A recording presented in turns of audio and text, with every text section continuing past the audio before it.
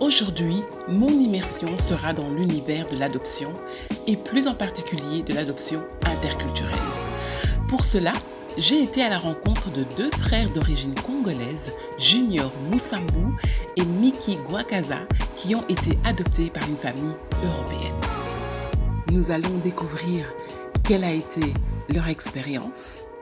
Et si on parle de la différence de couleur, moi quand j'ai vu ces deux personnes venir à Florène et annoncer que ça allait être mes parents, j'ai pas vu la couleur, j'ai vu deux personnes qui allaient me donner de l'amour. Et surtout, quel impact cela a-t-il encore aujourd'hui sur leur vie d'adulte? Maman nous a fait une fois la remarque, maman Mireille. Elle dit plus tard, oui, je préférais que vous soyez avec votre copine soit blanche. Elle a dit ça? Il y a encore beaucoup de questions ici à l'intérieur, dans le cœur, beaucoup de questions qu'on se pose à nous-mêmes et qu'on aimerait bien encore poser à maman Régine et à d'autres membres de la famille. J'ai aussi rencontré Monsieur Laurent Sterks, attaché juriste à la direction de l'adoption au sein de l'administration de l'aide à la jeunesse du ministère de la Fédération Wallonie-Bruxelles. Ce service s'occupe de l'encadrement des procédures d'adoption en Belgique et à l'étranger. Là, ces autorités doivent garantir que l'enfant est bien adoptable. Donc, est-ce qu'il est bien orphelin ou est-ce qu'il a été abandonné? Est-ce qu'il n'est pas pris en charge par quelqu'un de la famille sur place?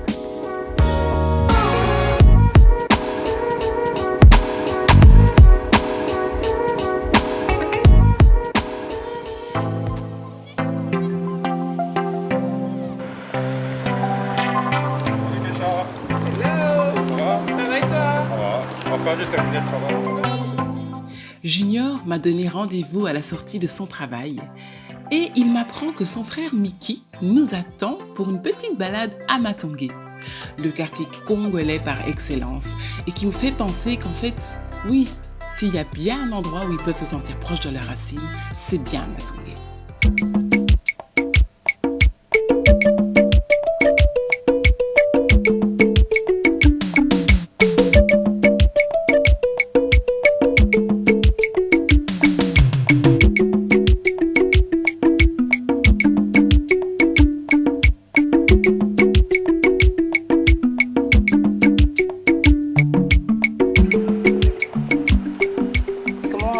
Votre expérience, vous, avec l'adoption?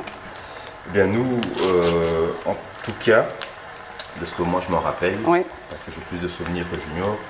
Oui, t'es plus âgé, vous êtes combien? C'est moi le plus vieux en fait. On se suit de 2 ans. De 2 ans. 2 ans. Tu sais que tu parais plus âgé.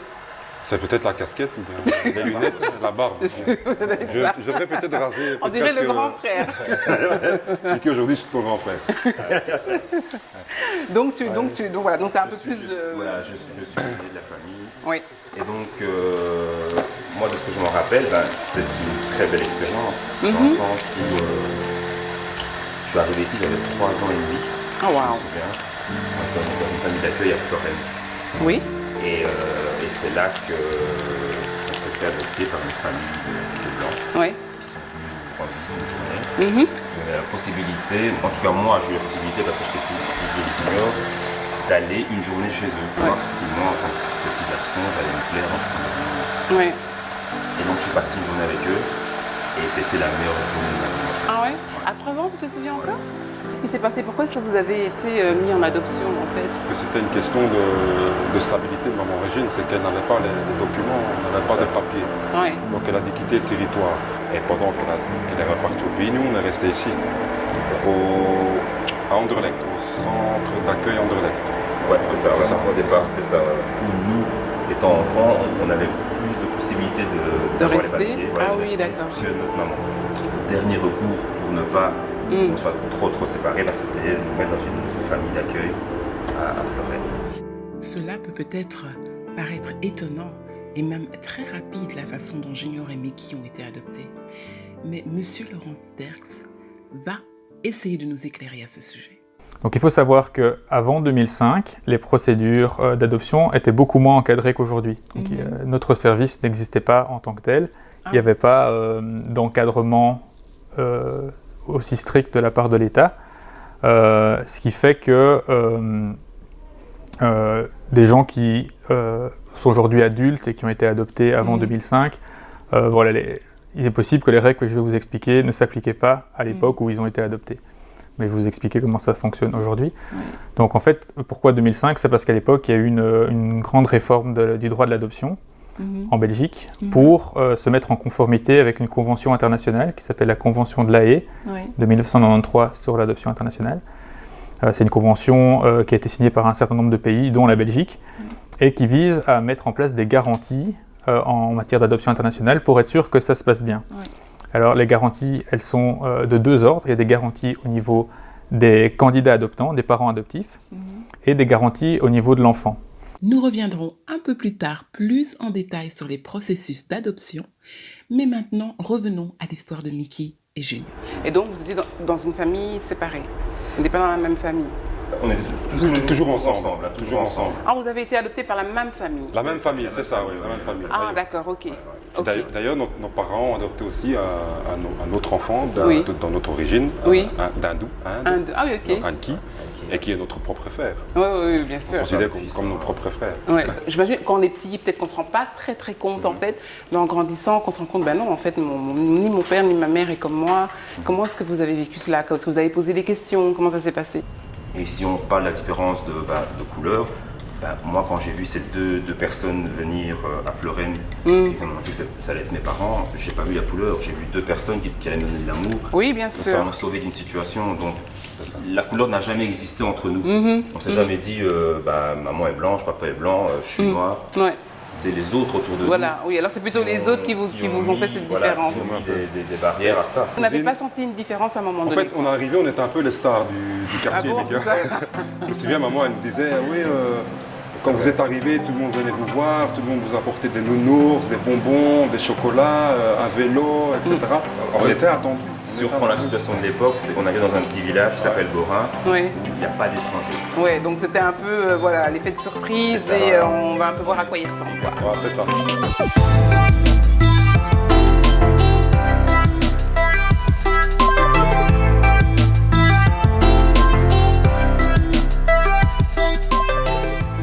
tout cas, vous n'avez jamais ressenti, on ne fait pas trop partie de cette famille où on nous rejette, etc.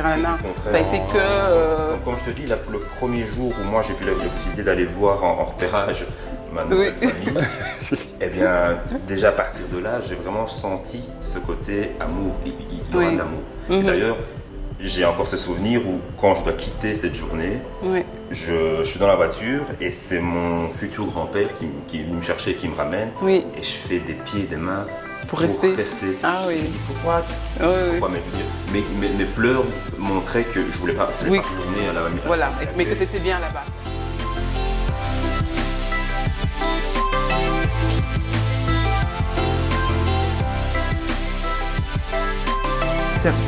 Cette recherche d'origine.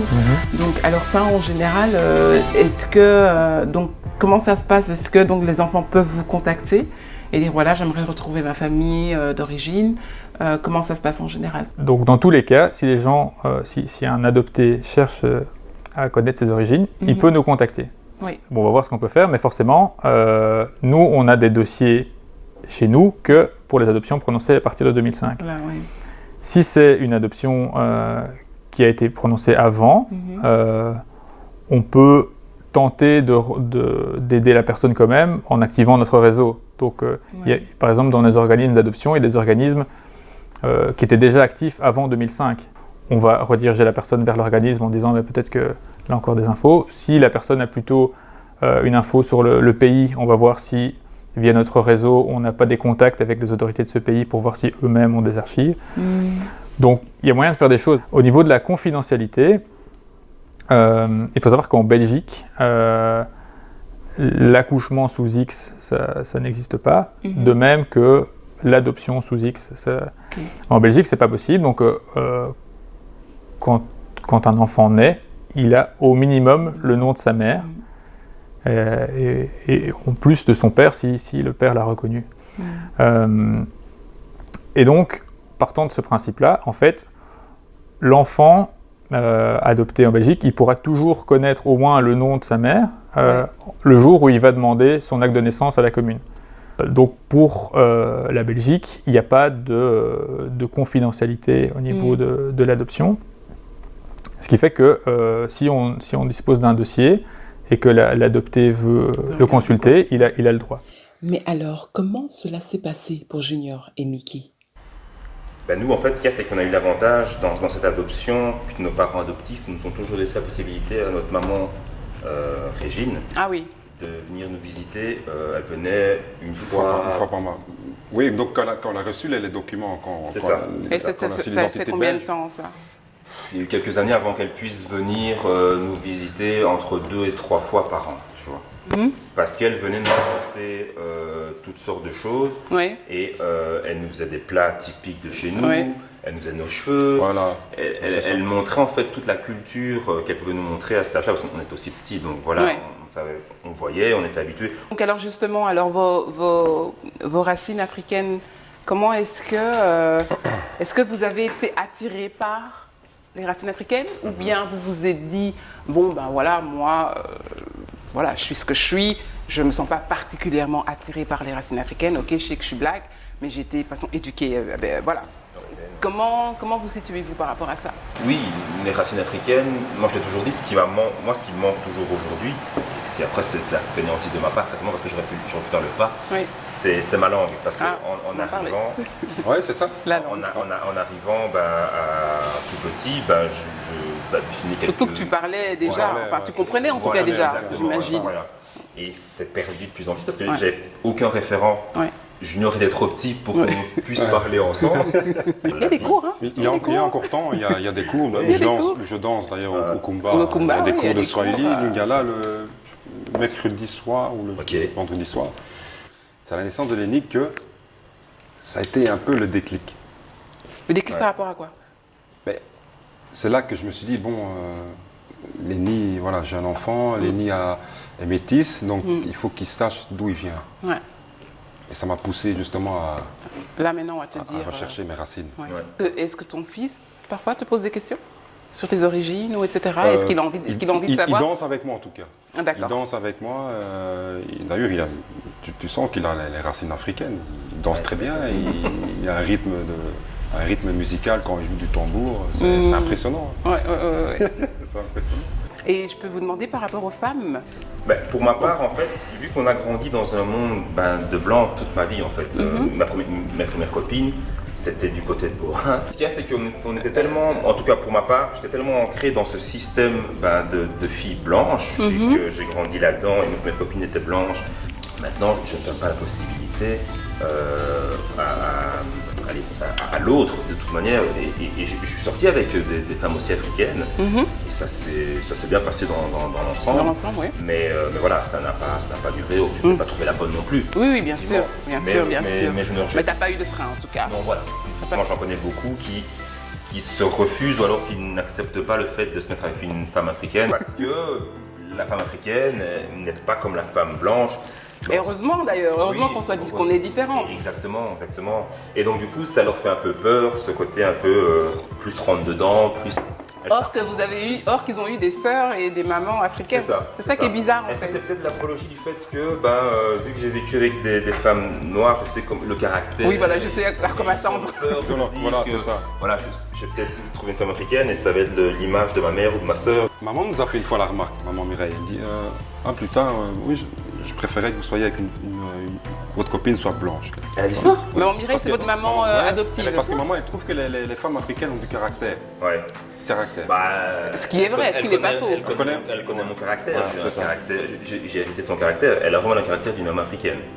Maman Mireille. On a vraiment le caractère de notre famille adoptive. On est assez carré, on n'est pas rectangle d'ailleurs. On n'aime pas être en retard. Les blagues de Borin. Ouais.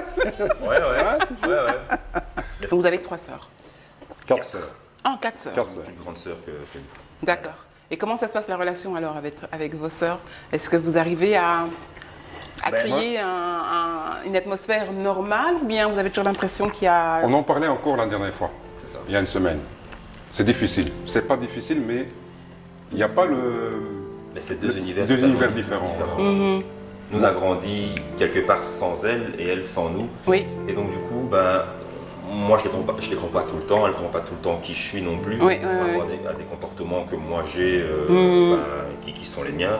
Et elles, qui sont des filles de la ville, qui ont toujours grandi en ville, et qui ont toujours traîné dans une atmosphère africaine, donc, avec des codes que moi je ne connais pas spécialement, tu vois. Mais voilà, on arrive quand même à se voir, à se parler, à organiser des dîners, des trucs comme ça, oui. Des Noëls où on fait ensemble, des autres rencontres. Elle nous présente leurs copains, voilà. Il y a quand même quelque chose, quoi. Voilà. Frères, sœurs de partage. Mais ça fait combien de temps alors maintenant que vous avez renoué avec vos sœurs et votre maman, ça fait Depuis l'âge de 16 ans, j'en ai 35, donc... ah oui, donc quand même, quoi. Oui. Dans votre avenir, est-ce que vous voyez l'Afrique d'une manière ou d'une autre, je ne sais pas? Je pense que par la suite, l'Afrique sera un endroit où j'aimerais vraiment y faire quelque chose. Et d'ailleurs, dans le projet Junior, on va y retourner. Et donc, ce sera la première fois après. Ah, tu y vas aussi alors? Ah, d'accord, ok. En fait, alors. on arrive ensemble et on repart ensemble. D'accord. Ah, on ne sait pas, vous allez peut-être rester, vous allez dire non, mais c'est trop bien ici. Tu vois, c'est ça que j'attends de ce voyage, de voir qu'est-ce qui va ressortir de tout ça intérieurement. Voilà. Est-ce que vous allez retourner là? Oui, je pense parce que c'est logique. On va faire des codes bien spécifiques. Voilà, c'est ça. Et peut-être que là, il va y avoir des flashbacks, on ne sait pas, la mémoire. Il y a une préparation, on va aller à un tel endroit où Maman Régine disait que tu allais sur le marché et tu mangeais une glace ici. Voilà, Maman Régine nous a expliqué un peu. Mais en fait, vous allez avec Maman Régine ou pas? Oui. Aussi, hein? Oui. C'est obligé, c'est notre repère. C'est notre repère. Sans elle, le voyage n'a aucun sens. Oui, c'est ça, en fait, c'est ça. Ce retour au pays pour Junior et Mickey fera partie d'un documentaire réalisé par l'ASBL Retour aux sources. Ce documentaire va en fait parler du parcours justement de Junior qui, en tant qu'enfant adopté, aimerait retrouver ses racines. Le réalisateur de ce documentaire, Laurence Debris, est en ce moment à Kinshasa et nous avons décidé de l'appeler juste pour comprendre un peu le processus du documentaire. Pourquoi est-ce qu'il a accepté de faire ce documentaire et surtout, qu'est-ce qui attend Junior et Mickey à Kinshasa? Comment est-ce que toi, tu as été impliqué dans ce projet? Junior a contacté il y a 3 ans pour que je l'aide à faire un documentaire sur la bonne nouvelle, les retrouvailles avec sa maman biologique et son désir de retourner aux sources ici à Kinshasa.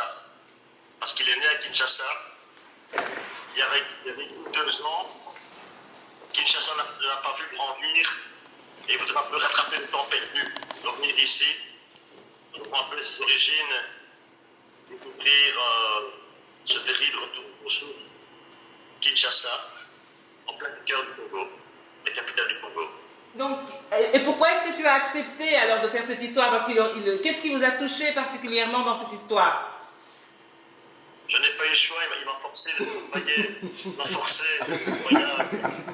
Je n'ai pas...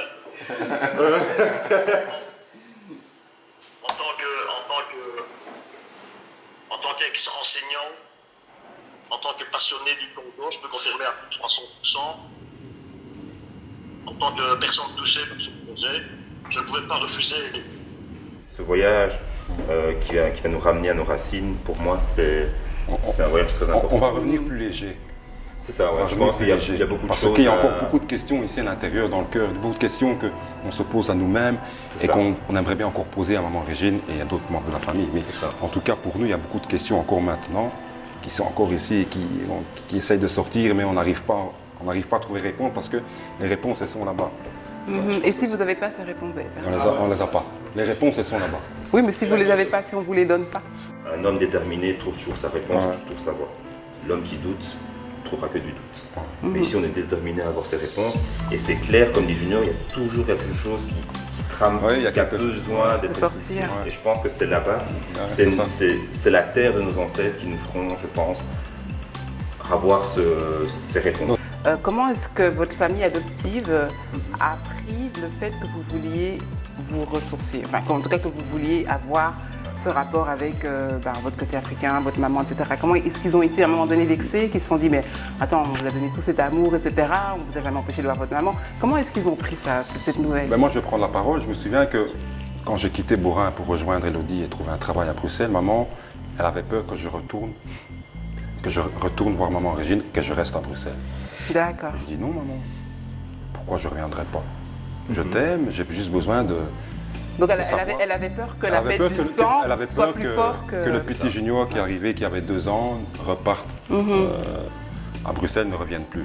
J'ai eu le même cas que toi. Quand j'ai contacté Régine pour la première fois à l'âge de 16 ans, elle avait vraiment peur qu'on lui tourne le dos, en fait, qu'on l'oublie. J'avais beau la rassurer, parce que pour moi, c'est ma maman. Ouais. Quoi qu'il arrive, ma Régine la respecte, c'est la femme qui m'a mis au monde, et elle a tout mon respect, tout mon amour. Donc maman Régine, vous la considérez pas comme votre maman? C'est pas comme ma maman, mais je veux dire, la personne qui m'a appris et qui a fait l'homme toi, qui tu es aujourd'hui, qui nous sommes, c'est Mireille. D'accord. Et je la considère comme ma maman. Ouais.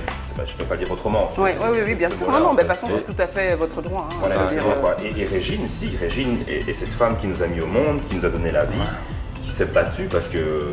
parce qu'elle est quand même venue vous voir et tout, elle ne vous a pas laissé. C'est grâce à elle qui nous a... Elle faisait, dans un sens, elle venait justement pour ne pas qu'on oublie. Oui, c'est ça en fait, j'imagine. Si elle ne serait pas venue, peut-être qu'on aurait jamais eu l'envie de... C'est ça, exactement.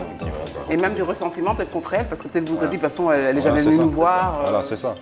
Et puis son côté aussi, elle de maman, qui était certainement dur, c'est de laisser ses 2 enfants c'était dur pour elle. J'imagine. Chez des personnes sans savoir comment ça va aller. Parce qu'à la base, elle nous mettait pour nous reprendre après le temps de faire cette oui, c'est ça en fait, c'est ça. Les choses sont passées autrement et puis finalement, c'est pas qu'elle perd ses enfants parce que finalement, on est de retour.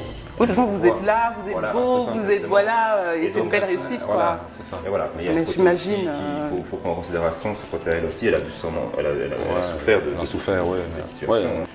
Et puis nos parents adoptifs, en tout cas, ils sont très avec nous quoi, pour le retour aux sources. Ils nous ont franchement pas mis des bâtons dans les roues.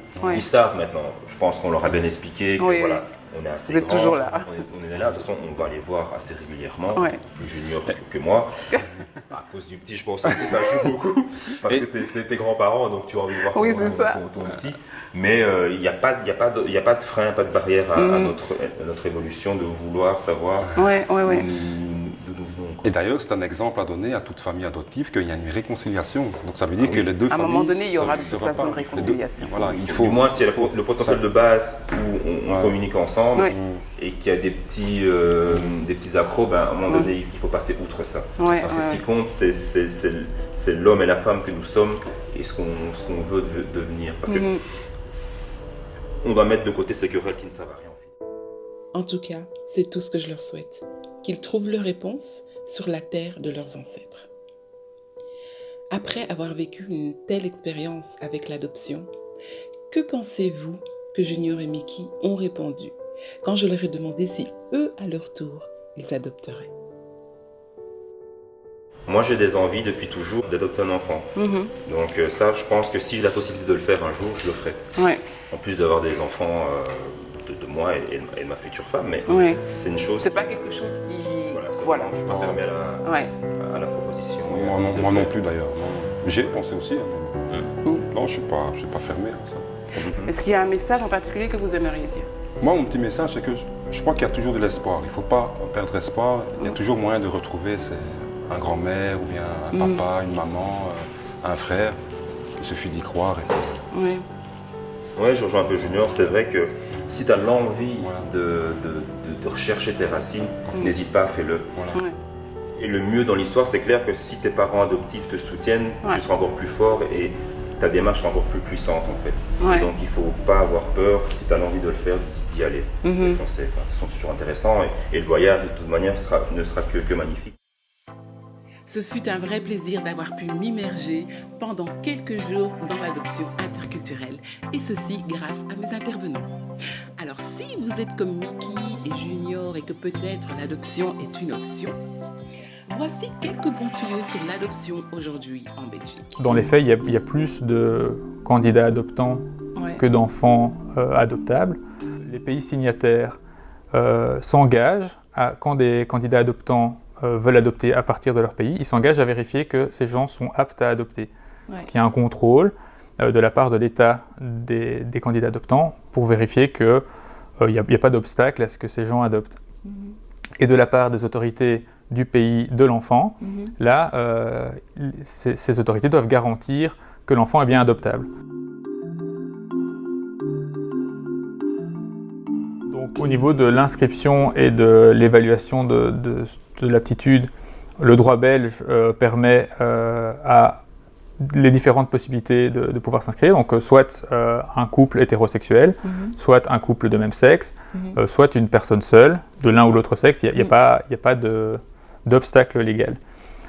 Après, dans les faits, par exemple, pour l'adoption internationale, il faudra aussi tenir compte du pays avec lequel on travaille et des conditions que lui-même a fixées. Donc il y a des pays qui n'acceptent pas les couples homosexuels, par exemple. D'accord. Ou il y a des pays qui n'acceptent pas les hommes célibataires, mais qui acceptent les femmes. Ah oui, ok. Voilà, il y a toutes sortes de conditions, donc ça, il faut en tenir compte.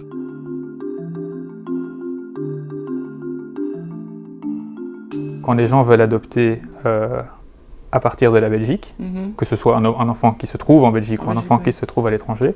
Donc la première étape que tous les candidats doivent passer, c'est se préparer. Donc ils doivent s'inscrire chez nous et ils suivent une préparation obligatoire, qui est soit une préparation en groupe, soit une préparation individuelle, en fonction un peu de la situation. Cette préparation va servir à sensibiliser les gens à la procédure, d'abord pour expliquer comment ça fonctionne, mais aussi aux enjeux de l'adoption, pour être sûr que les gens aient une image correcte de ce que représente l'adoption, notamment sur le fait que c'est pas aussi naturel qu'une filiation biologique, et on prépare aussi les gens au fait que il ne doit pas y avoir de tabou au niveau de l'adoption. Donc aujourd'hui, on considère qu'il faut être transparent, qu'il ne faut pas essayer de cacher le fait que l'enfant a été adopté. Si c'est une adoption que nous on appelle extra-familiale, donc c'est des gens qui souhaitent adopter mais qui ne connaissent pas encore l'enfant qui veulent adopter, mais dans ce cas-là, ils ne choisissent pas. Donc, s'ils décident d'adopter en Belgique, ils ne peuvent pas choisir quel enfant ils veulent adopter. Et nous on exige qu'il soit ouvert au minimum un enfant de 0 à 3 ans. Oui. Donc au-delà de 3 ans, ça devient des situations plus spécifiques. Ils ne peuvent pas choisir de sexe non plus. Ah oui. Ils ne peuvent pas dire « Ah non, moi je voudrais absolument une petite fille ». Et ils ne peuvent évidemment pas choisir l'origine, la couleur de peau de l'enfant. Vous trouverez bien sûr toutes ces informations et bien plus encore sur leur site www.adoption.be. Et moi, je vous dis au revoir.